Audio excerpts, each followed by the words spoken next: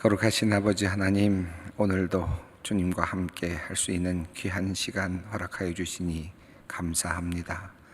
저희들의 삶의 여정 가운데서 주님을 생각할 수 있는 시간에 그 귀한 시간을 만들어 주시고, 또 주님을 향하여 예배의 자리로, 또 화요 조찬의 자리로 나올 수 있도록 마음을 주신 것을 감사합니다.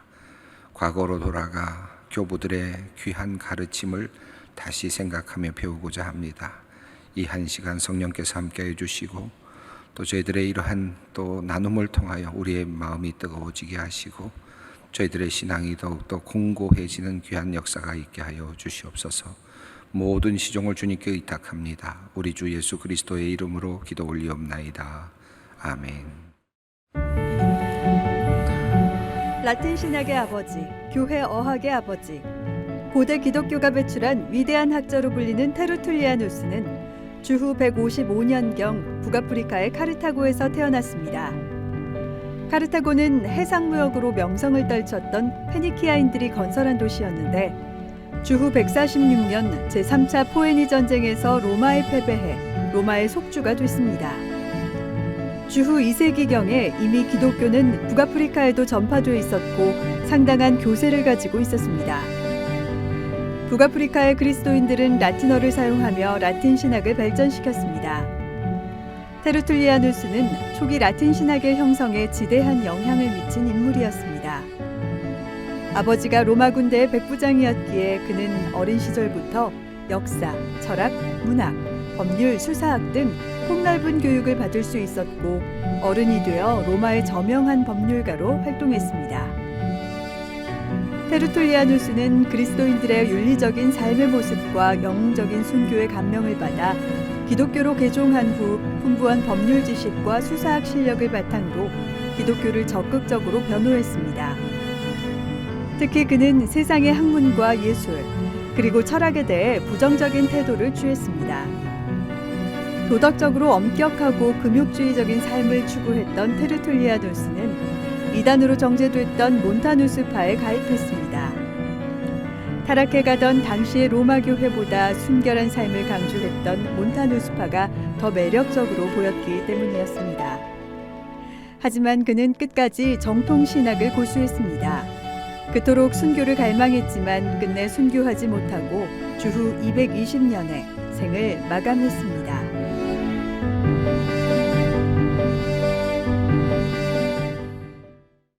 네, 오늘은 테르툴리아누스라고 하는 분을 함께 공부하려고 합니다.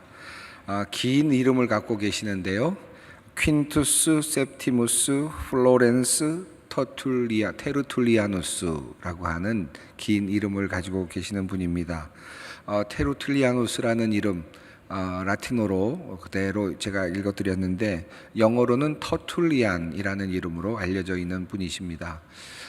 제가 그냥 편하게는 터툴리안이라는 이름을 섞어서 이제 여러분과 함께 소통을 하도록 하겠습니다.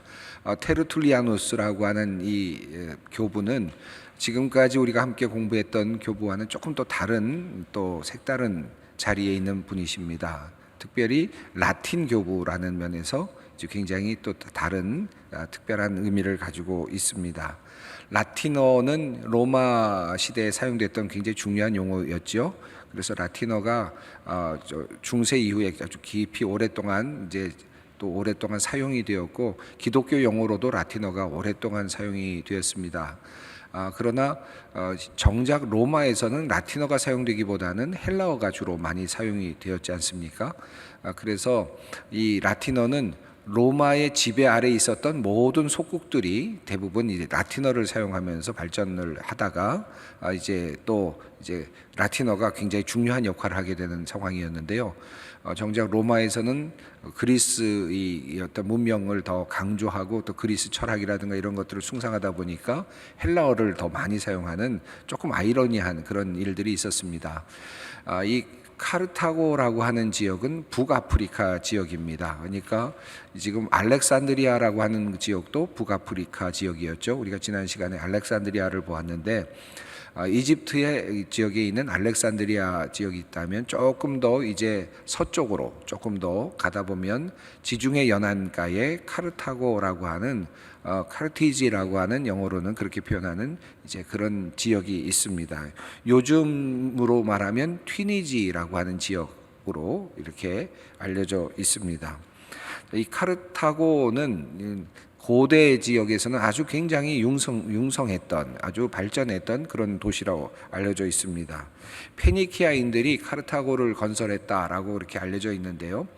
여러분 그 두로와 시돈이라는 표현이 성경에 자주 나오지 않습니까? 이 두로와 시돈 지역에서 살고 있었던 사람들을 주로 페니키아인으로 이렇게 이해를 합니다. 그래서 페니키아인들이 두로와 시돈에서 선단을 띄워서 인도 지역까지 또 발트해 지역까지 이렇게 확장해 나가기 시작했고 또 굉장한 해상 무역을 펼치면서 지중해 연안을 거의 다 이렇게 석권하는 그런 시기가 있었다고 합니다. 그들은 솔로몬에게 그 레바논의 백향목을 공급해서 왕궁을 짓는데 그 왕궁 건축에 지원을 하기도 한 것으로 이렇게 알려져 있습니다. 그러니까 이 카르타고인들은 페니키아인들은 아프리카 북부 연안 그러니까 알렉산드리아 뭐 또 카르타고 이와 같은 여러 지역들 스페인 남부까지 시칠리아 섬까지 지중해 모든 연안을 거의 다 장악했던 시기가 있었고요. 또 약 한 주전 800년경에는 거의 이 카르타고에 나름의 식민지까지 건설했던 그런 사람들이 페니키아인들이었습니다. 지중해를 사이에 두고 신흥 강국이었던 이제 그 로마가 있었죠. 그래서 이 로마와 패권 다툼을 벌이다가 기원전 146년에 제3차 포에니 전쟁 때 패배하게 되어서 카르타고가 이제 로마의 속주가 되었습니다.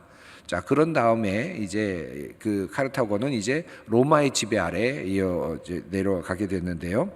이후에 기원전 46년에 율리우스 카이사르가 재건하면서 이 지역이 북아프리카 지역의 아주 중요한 상공업 지역으로 발전하게 되었다고 합니다. 나중에는 뭐 5세기경에 또 반달족의 침입을 받기도 했고 또 한 7세기경에는 아랍인들의 침입을 받게 되면서 결국은 이제 도시의 어떤 기능을 잃어버리고 결국은 이제 쇠퇴해가는 그런 도시가 되었지만 이 초기 기독교가 발전하던 그 시기에 카르타고는 아주 막강한 그런 지역이었고 아주 상공업이 발전했던 그런 지역이었고 그래서 로마의 속국으로서 아주 큰 아주 왕성한 그런 도시로 알려져 있었습니다. 여러분 지도를 보셔도 아시겠습니다만 로마가 있고 시칠리아 섬이 보이고요. 그리고 카르타고가 이렇게 보이지 않습니까? 이게 연결되는 하나의 고리가 되면서 아주 로마 이탈리아와 굉장히 가까운 지역에 놓여 있는 것이란 지중해를 사이에는 두고 있지만 상당히 가까운 거리에 있다는 것을 알 수 있습니다. 그래서 그대로 로마의 문명을 받아들이고 또 그대로 전수받았던 그런 곳이라고 할 수 있겠습니다.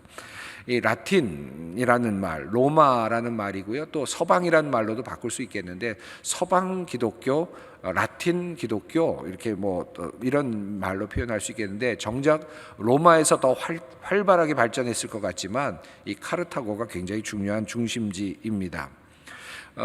언제부터 이 카르타고 이 아프리카 지역에 기독교가 또 전파됐을까? 이미 2세기가 되면 이 아프리카 지역 전역에 상당히 많은 기독교인들이 있었다는 기록들이 많이 있습니다. 이미 아프리카 지역에 기독교가 전파되어 있었고요. 사도행전에 따르면 에티오피아 내시가 예루살렘을 방문하고 돌아가다가 빌립을 통해서 말씀을 들었다라는 내용이 나오죠. 이 아프리카 지역으로 복음을 가지고 바로 건너갔다라고 볼 수 있겠고요.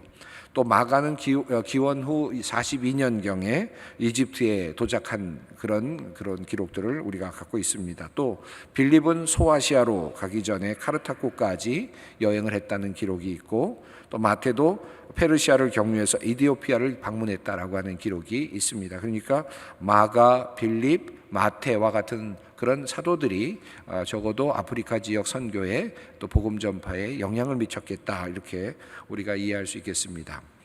북아프리카의 이 속주들, 그러니까 카르타고를 포함한 이런 그 지역들은 로마 통치 아래에 있었기 때문에 로마법에 아주 굉장히 강력한 그런 지배를 받고 있었던 곳이었습니다.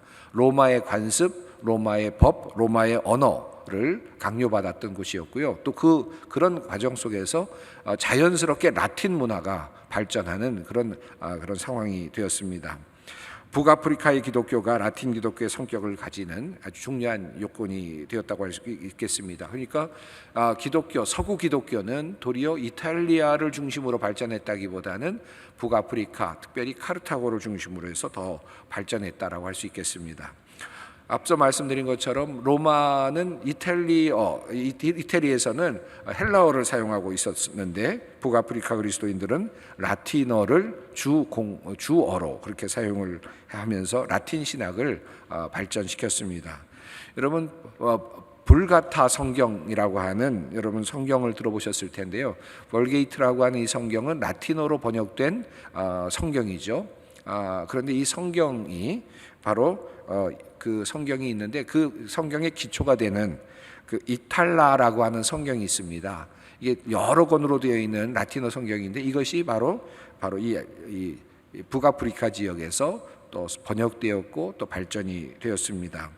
또 라틴어로 쓰여진 최초의 그 기독교 아프리카 문헌인 스킬리움의 순교자 행전이라는 책도 또 발행이 되었습니다. 여러분 화면을 보시면 그 그림이 나와 있고 또 자세한 설명이 있는데요. 이 스킬리움의 순교자들은 주후 180년 7월 17일 7명의 남자 그리스도인들과 5명의 여자 그리스도인들이 아프리카 스킬리움 지역에서 로마 황제 숭배를 거부하며 하다가 순교하게 된 사건이었습니다. 스킬리움의 순교자들은 아프리카 기독교의 가장 초기 문서라고 할 수 있는데 이 순교의 모습들이 담겨져 있는 기록이 이제 아프리카에 있을 만큼 그만큼 순교도 또 아주 중요한 하나의 모습으로 이 기독교인들의 모습으로 잘 나타나고 있습니다. 초기 라틴 신학자들 하면 많은 이름들이 있는데 아마 신학을 하는 분들은 너무 익숙한 이름들이지만 여러분들은 아마 처음 듣는 분들일 수 있겠습니다. 오늘 다루는 테루툴리아누스라고 하는 사람이 라틴 신학이 굉장히 중요한 라틴 교부 중에 중요한 위치를 차지하고 있고요. 이제 후에 다룰 키프리아누스라고 하는 사람도 그렇고 또 암브로시우스라고 하는 사람도 아프리카 지역으로부터 출신의 교부입니다. 또 히에로니무스 제롬이라고 하는 분도 또 이 라틴 교부로 알려져 있고 또 쭉 진행이 되면 이제 5세기쯤 가게 되면 아주 유명한 라틴 교부가 나오는데 바로 어거스틴이라고 하는 교부도 역시 이 라틴 교부입니다. 그러니까 아프리카 지역을 중심으로 해서 많은 그 신학자들이 나왔고 교부들이 나왔다. 이렇게 이해를 하시면 좋겠습니다. 그 중에 가장 앞서 있는 인물이 바로 테루툴리아누스다. 이렇게 이해를 하시면 좋겠고요. 테루툴리아누스 그러면 한 가지로 이해하신다면 라틴어. 우선 이렇게 이해하시면 조금 더 쉽게 이해하실 수 있겠습니다. 이 모든 기독교 교부 중에서 라틴어를 사용했고 라틴어로 모든 헬라어의 어떤 기독교적인 용어들을 번역했고 또 그것을 직접 하도록 그렇게 만들어간 하나의 중요한 교부라고 할 수 있겠습니다. 자연스럽게 중세 교회와도 자연스럽게 라틴 신학이 중세 시대로 계속 연결되기 때문에 중세 교부와도 중세 시대 신학과도 잘 연결이 될 수밖에 없는 그런 교부이기도 합니다.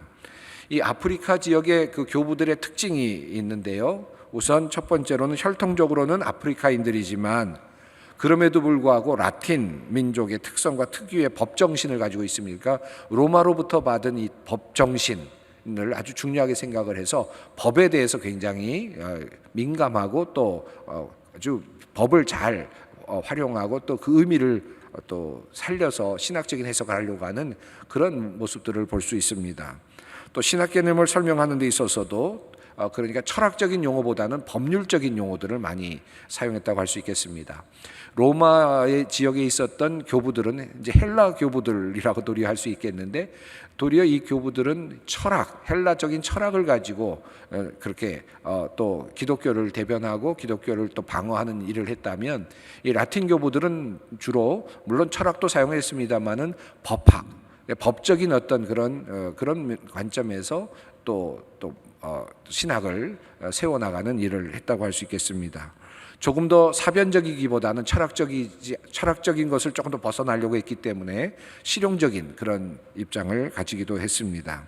그래서 실용적인 윤리적인 면 이런 것들을 주로 다루는 그런 라틴 교부들이라고 할 수 있겠습니다. 조금은 정부로부터 떨어져 있기 때문에 반골 기질도 있었다고 하고요. 매우 수사학적인 글들이 많다라고 그렇게 알려져 있습니다. 이제 우리가 후에 한 분씩 이 라틴 교부들에 대해서 살펴보게 될 텐데, 오늘은 라틴 교부 중에서 북아프리카 지역의 카르타고를 중심으로 활동했던 테르툴리아누스에 대해서 조금 더 깊이 들어가 보도록 하겠습니다. 자, 그분의 생애입니다. 그분의 생애는 라틴 신학의 아버지라고 불려질 정도로, 또 라틴 신학이란, 제가 라틴어라는 말씀을 드렸지 않습니까? 그래서 교회 어학의 아버지라고도 그렇게 알려져 있는데, 이제 기독교를 헬라어적 관점에서 라틴어적 관점으로 전환시킨 그런 인물이라고도 할 수 있겠습니다. 기독교가 배출한 위대한 학자이고 사제이었는지는 정확하지 않습니다만은, 그가 분명한 것은 학자로서 기독교를 보다 더 분명하게 그 하나의 용어들이라 그럴까요? 하나의 터미놀로지라 그럴까요? 이런 것들을 잘 이렇게 또 발전시키고 또 해석하는 그런 일들을 했습니다. 주후 155년경 정도에 출생한 것으로 보여지는데, 220년 후는 240년경에 사망한 것으로 추정이 됩니다. 그가 순교를 열망했지만 순교하지는 못한 것 같습니다. 이제 그분을 좀 더 이해하기 위해서 이제 이것이 굉장히 중요한데요. 이 테르툴리아누스는 백부장의 아들이었습니다. 그러니까 로마의 지배 아래에 있게 하기 위해서 아프리카 지역을 통치하고 있는 백부장, 군인들이죠. 군인의 아들이었습니다. 그러니까 카르타고에서는 굉장히 힘이 있는 그런 가문이었고 명망이 있는 가문이었다고 할 수 있겠습니다. 그래서 어린 시절부터 그렇게 카르타고에는 살고 있었지만, 이 로마의 그 교육, 또 그리스적인 교육, 이런 것에 대해서 그리스 로마 교육을 탁월하게 받을 수 있는 기회가 있었다고 하겠습니다. 그래서 역사도 배우고 또 문학도 배우고 철학도 배우고 법률학, 수사학 등 모든 로마 시민들이 배울 수 있는, 또 로마의 지식인들이 배울 수 있는 그 정도의 학문적인 또 그런 배움의 그런 기회들이 있었다라고 할 수 있겠습니다. 이후에 그는 정치와 그리고 법률 공부에 매진을 하였고, 후에는 저명한 법률가로 활동을 합니다. 한마디로 말하면 로마법에 대해서 정통했던 사람이라고 할 수 있겠습니다. 변호사 정도로 생각해도 괜찮을 것 같습니다. 그러나 젊은 시절 이교적인 맹목과 방종에 빠져 살다가 그리스도인들의 모습, 참된 모습, 그리스도인들이 참되게 살아가는, 진리 안에서 살아가는 모습을 보게 됐고, 또 영웅적인 순교의 모습을 보면서 여기에 무언가 가치가 있다라고 하는 사실을 알게 되었습니다. 주후 193년경에, 그러니까 그가 사망하기 전에 그저 한 20-30년 정도 전이라고 볼 수 있겠는데요. 기독교로 개종을 하면서 교부의 길로 가게 됩니다. 이교도들과 유대인들과 이단들에 맞서서 기독교를 적극적으로 변호하는 또 다른 삶을 인생의 후반전에 살기 시작했습니다. 처음에는 그러니까 법률가로, 학자로서 이런 의미로 살던 사람이 이제 개종하면서 보다 더 적극적인 기독교 변호자로 이제 서게 되었다고 할 수 있겠습니다. 그가 짧은 시간 기독교 관련된 일을 했긴 했지만, 짧은 시간 동안 그가 개종해서 교부적인 삶을 살았긴 했지만, 그럼에도 불구하고 그의 짧은 시간에 비해서는 너무나도 많은 일들이 그에게서 일어났습니다. 또 기독교의 역사에 있어서도 굉장히 중요한 그런 일들이 많이 있었습니다. 여러분, 중간에 이렇게 이렇게 예수를 믿게 된 사람들의 갖고 있는 특징이 뭘까요? 예, 옆에 있는 분들을 보면서 그분들의 도덕적인 삶을 보면서 감명을 받고, 그리고 또 그분들이 그렇게 어떤 정말 목숨을 버리면서 순교하는 모습을 보면서 감명을 받고 진리에 투신한 그런 사람들이 갖고 있는 특징이 뭐겠습니까? 굉장한 어떤 열정이 있지 않겠습니까? 엄격함이 있지 않겠습니까? 바르게 살아야 되겠다. 나도 그 사람들처럼 살아야 되겠다라고 하는 그런 생각이 있지 않았겠습니까? 그도 마찬가지였습니다. 테르툴리아누스도 굉장히 신앙생활이 엄격했습니다. 그리고 또 열정이 있었습니다. 어떻게든지 잘 믿어야 되겠다라고 하는 그런 마음이 있었죠. 그러다 보니까 금욕주의적인 성향도 갖게 되었습니다. 이 짧은 인생, 이제 기독교 안에 본인이 귀의하면서 하나님께 완전히 드리고자 하는 그런 마음이 있었죠. 그는 결혼은 했지만 그러나 독신으로 살아가는 것이 훨씬 더 나을 뻔했다라고 생각하고 있었고, 혹시라도 또 그 배우자가 죽게 되면 재혼하지 말 것을 가르치고 차기도 했습니다. 도리어 나중에는 재혼하는 것이 간음이다라고까지 할 정도로 이 결혼 생활을 도리어 또 약간 이렇게 약간 천하게 생각하는, 영적인 삶으로부터 천하게 여기는 그런 입장을 취하기도 했습니다. 아마도 그것은 그가 후반에 예수를 믿게 되면서 보다 더 강하게 자기 자신을 온전히 드리고자 했던 그의 어떤 삶과도 연결이 되어 있다고 할 수 있겠습니다. 그분의 신학적인 중요한 특징들이 있는데요. 정통 신학을 강력하게 이제 옹호하면서 이제 그가 이제 학문적인 교부로서의 어떤 역할을 하게 되는데, 가장 중요한 그 테르툴리아누스의 그 중요한 관점은 로마가 가지고 있었던 그 헬라 철학, 그러니까 로마 교회가 헬라의 그 철학을 중요하게 다루면서 헬라 철학이라고 하는 것의 그 바운더리 아래서 신학을 이루어가고 있는, 신학화되어 가고 있는, 또 신학적 해석을 하고 있는 것에 대해서 반기를 들었습니다. 그도 열심히 철학도 공부했고 많은 것들을 공부했지만 철학이 기독교의 하나의 그 기독교의 핵심이 돼서는 안 된다. 철학과 기독교는 완전히 다른 영역이다.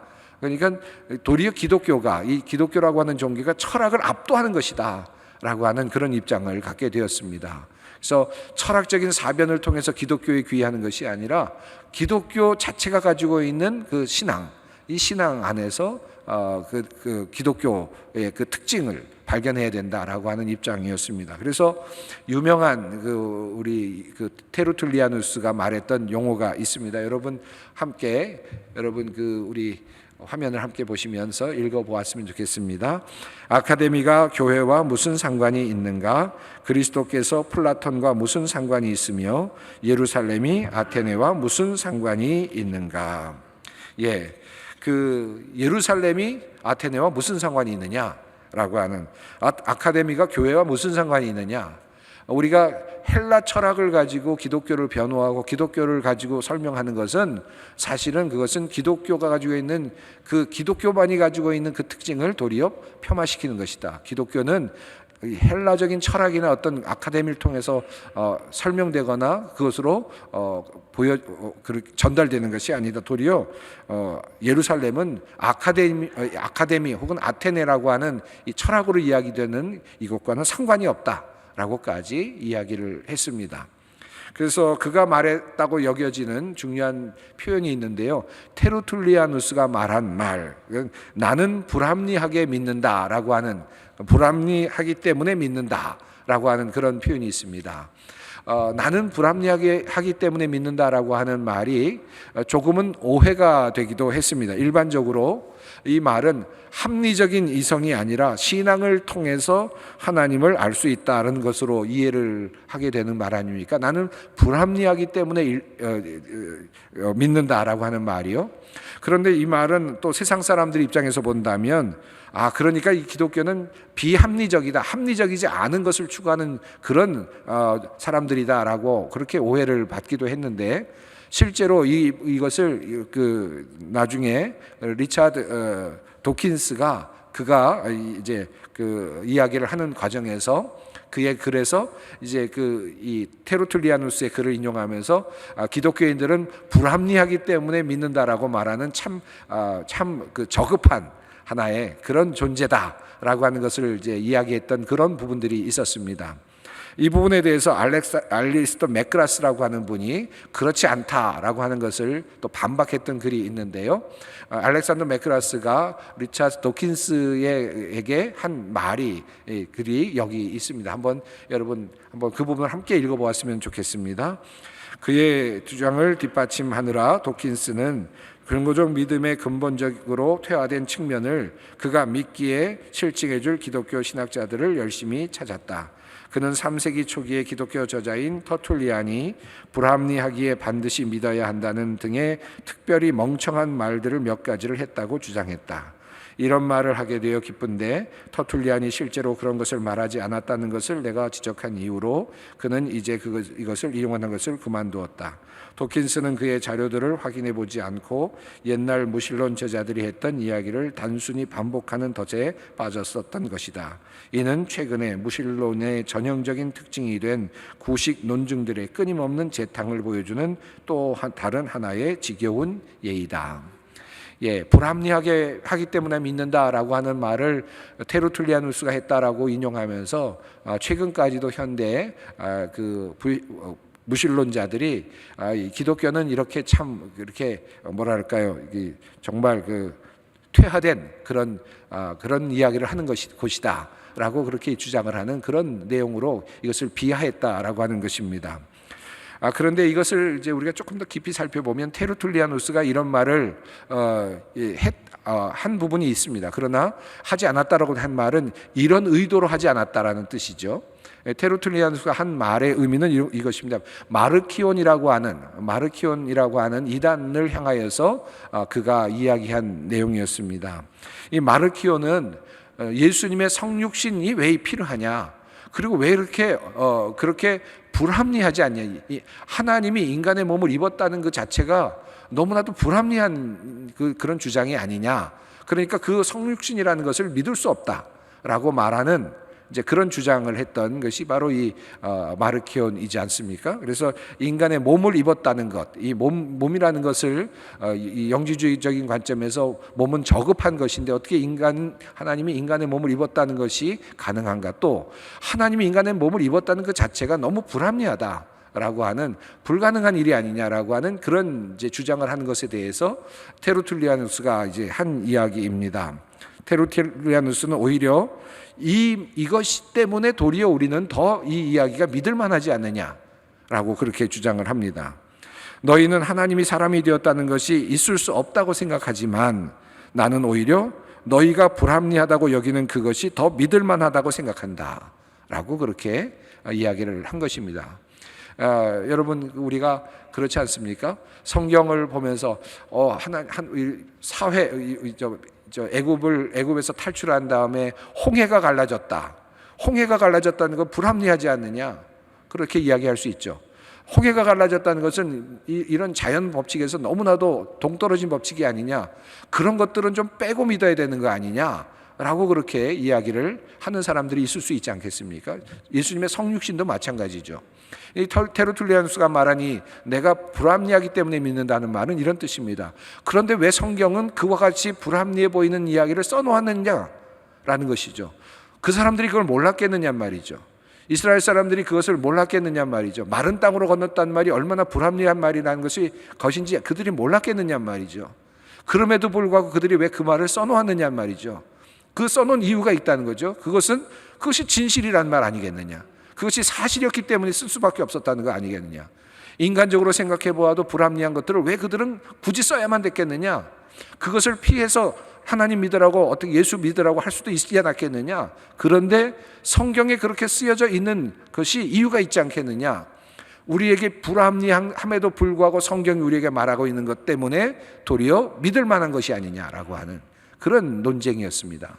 그런 면에서 이 테르툴리아누스의 나는 불합리하기 때문에 믿는다라고 하는 이 논쟁은 매우 중요한 논제라고 할 수 있겠습니다. 얼마든지 이건 좀 믿을 만하지 않은데 성경 이거 빼자.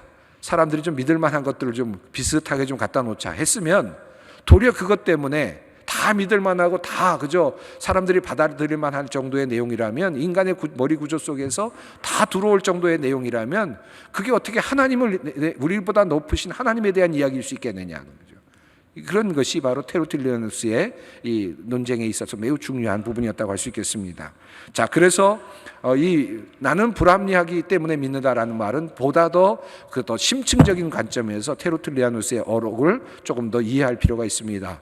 도킨슨처럼 그렇게 저급한 인간들의 기독교인들의 그런 불합리한 것을 우리는 그저 믿어야 된다라고 하는 정도의 그런 의미가 아니라는, 훨씬 더 고차원적인 그런 하나의 주장이었다라는 것을 기억하라는 것이죠. 로마의 잘못된 그 관습들을 주로 비판을 많이 했습니다. 이 테루툴리아누스는 반골기질적인 것이 있었기 때문에 자기가 옳다라고 여기는 것은 끝까지 추종했고, 또 자기가 틀렸다고 생각하는 것은 또 계속해서 또 지적하고 또 공격을 했습니다. 특별히 그런 아주 탄탄한 말솜씨가 있었기 때문에 대적들, 옆에 있는 사람들을 자기 모순에 빠뜨릴 정도로 그의 수사학이 아주 압도적이었다고 합니다. 그래서 그는 언제나 모멸감을 안고 상대방을 돌아가게 할 만큼 그만큼 압도적인 그런 수사학을 구사했다고 합니다. 이 테루툴리아누스가 카톨릭에 대해서도 많은 비판을 했고, 물론 이교도들에 대해서도 비판했습니다만, 이 카톨릭에 대해서 비판한 이유는, 로마 교회에 대해서 비판한 이유는 로마 교회가 그 당시에도 박해를 받고 있었음에도 불구하고 이미 로마 교회가 세속화되고 가고 있었기 때문이었습니다. 그래서 그는 몬타누스파에 조금 더 관심을 이제 갖게 되기도 했습니다. 우선 몬타누스파에 대한 이야기를 하기 전에 테루툴리아누스가 했던 그 중요한 일 중에 하나는 라틴어라고 제가 말씀을 드렸는데요. 헬라어로만 사용되고 있었던 기독교 용어를 라틴어로 이제 바꾸는, 그러니까 번역해내는 일을 이제 주로 많이 했습니다. 그래서 라틴어로 바뀌면서 이제 이 번역 때문에 중세 이제 신학이 발전해 나가는 출발점이 되기도 하는데요.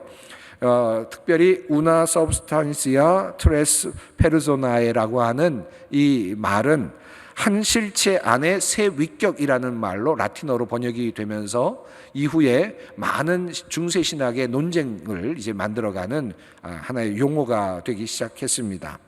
또 참고로 트리니티라고 하는 트리니타스라고 하는 용어, 우리가 삼위일체를 트리니티라고 하지 않습니까? 이 트리니타스라고 하는 용어를 처음으로 라틴어로 이제 번역을 하면서 이제 삼위일체라고 하는 용어가 라틴 신학에서 보다 분명하게 이제 드러나기 시작을 했습니다. 그래서 성부, 성자, 성령의 관계를 뿌리, 줄기, 열매로 해석하기도 했고, 샘, 신의 강으로 해석하기도 했고, 태양, 광선, 그리고 또 광선의 종착점으로 그렇게 해석을 하기도 하면서 이 삼위일체의 신학을 계속해서 또 중요하게 설명하기도 했습니다. 예배학적으로는 사크라멘툼이라고 하는 용어를 만들어냈는데요.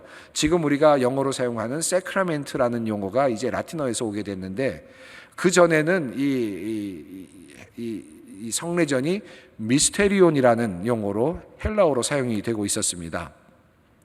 미스테리온이라는 용어는 신비라는 용어였거든요. 그래서 이 신학이 이제 신비라고 하는 헬라어에서 사크라멘툼이라는 용어로 바뀌어지게 됩니다. 이 용어의 변화가 얼마나 큰 차이가 있는지 이 사크라멘툼과 미스테리온에서 조금 우리가 좀 이해할 필요가 있는데요.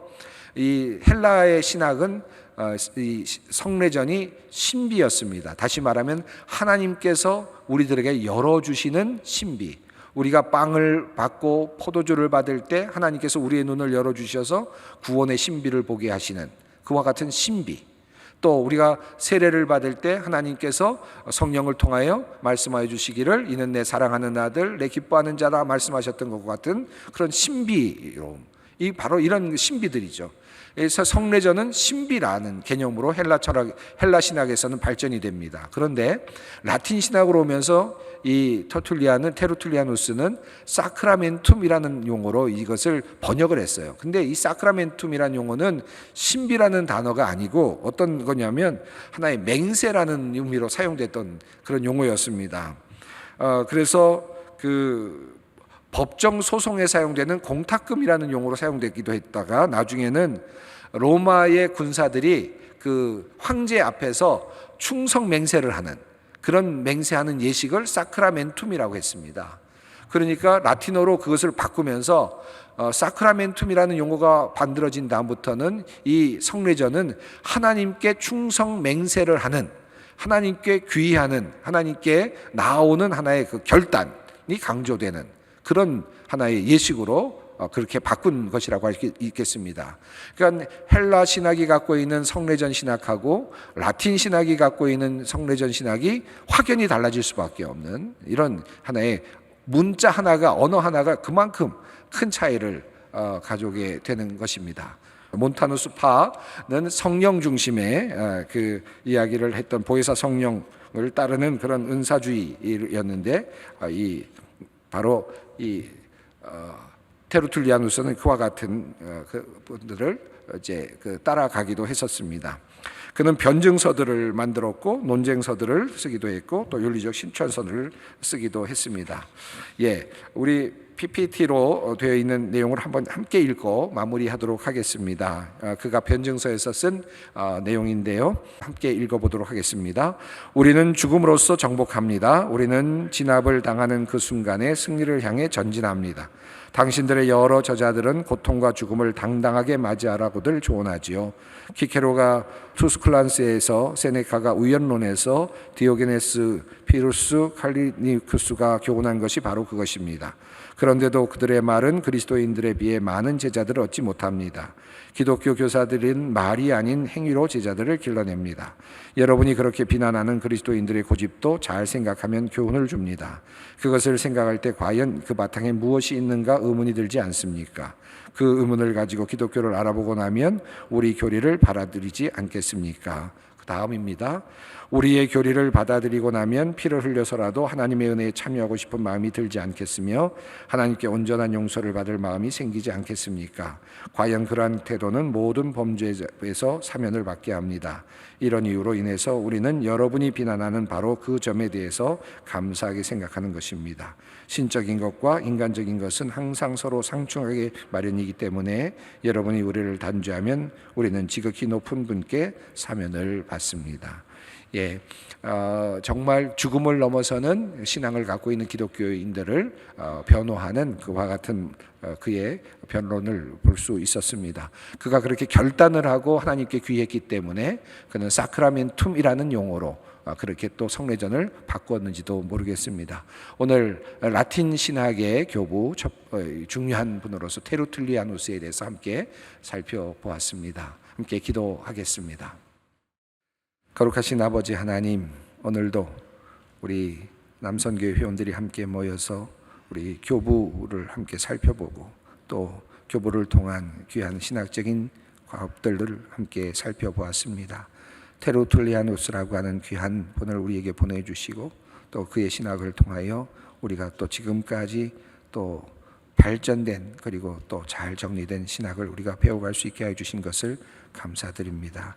신앙의 긴 여정 가운데 우리도 또 하나의 틈을 채워가는 귀한 신앙인들이 되어가게 하여 주시고 또 선조로부터 내려오는 귀한 신앙을 자녀에게 내려보내는 또 다른 주님의 귀한 종들이 되게 하여 주시옵소서. 거룩하신 아버지 하나님, 오늘 특별히 우리 이정훈 장로님 특별히 우리 시술을 받게 되어서 병원에 계십니다. 오늘 또 화요조찬 또 식사를 대접하는데 하나님 함께하여 주셔서 우리 장로님 모든 시술이 잘 안전하게 또 잘 시술이 되게 하여 주시고 건강한 모습으로 돌아올 수 있도록 주님께서 붙잡아 주시옵소서. 함께하는 모든 우리 남성교회 회원들 식사하며 함께 화요조찬을 가질 때 저희들 마음이 뜨거워지게 하시고 또 깊은 사랑의 교제가 있게 하여 주시옵소서. 준비하시는 모든 손길 위에도 하나님께서 함께해 주시고 복을 더 입혀 주시옵소서. 우리 주 예수 그리스도의 이름으로 기도드리옵나이다. 아멘.